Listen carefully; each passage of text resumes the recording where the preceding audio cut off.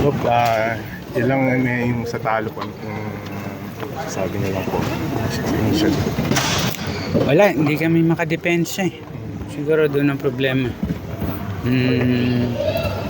Kita niyo naman yung diferensya ng tawag.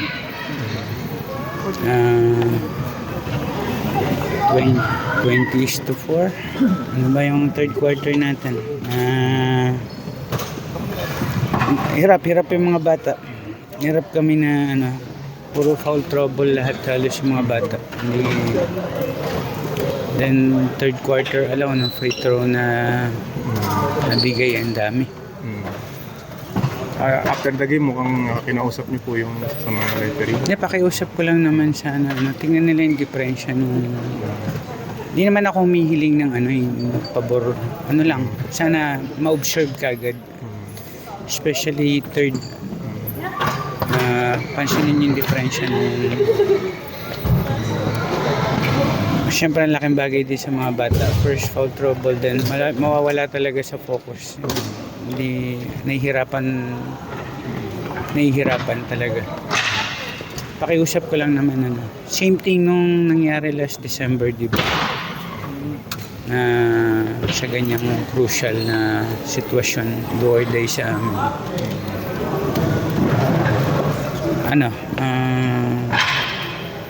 Niremind ko lang naman, wala naman ako hinihiling na please check lang kung paano yung naging distance ng post.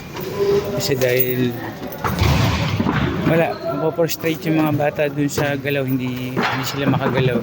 The way they want to play defense, tapos pito. And then on opposite side, nag-expect yung mga bata, yun nga sinasabi ko, huwag na kayong magreklamo. Hindi pwedeng focus kayo na tawagan kayo ng tawagan. Bob, with this loss na medyo... Wala na tayong chance dyan. For this conference, wala na po talaga. Pero ano pong masasabi niyo po na you fell short mo po sa aspirations niyo for a quarterfinal berth? Ano po kaya yung mga... sa mga pinagdaanan niya, first injuries, kulang. Ang bibigat ng mga sunod-sunod namin talo na kulang yung mga players, plus still chemistry.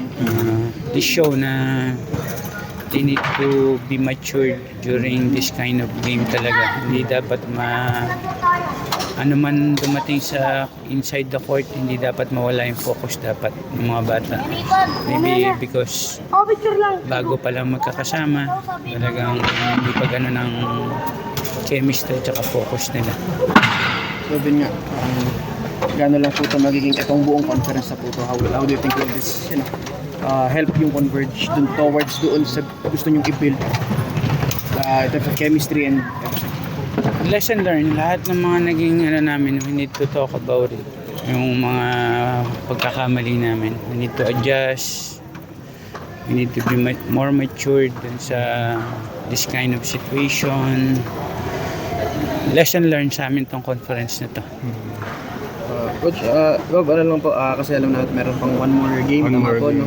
But sorry kung medyo advanced po, but you think it's gonna be another busy off season entering the third conference for Converge? Yung last game namin, we still have one more game. We need to do our job. Kailangan pa rin yun. Hindi po pwedeng kahit na out kami for the conference, yung chances namin gi-give up yun. No. We need to stay focus pa rin doon sa last game. Pa rin, hindi po pwedeng pababayaan mo na lang ganun basta.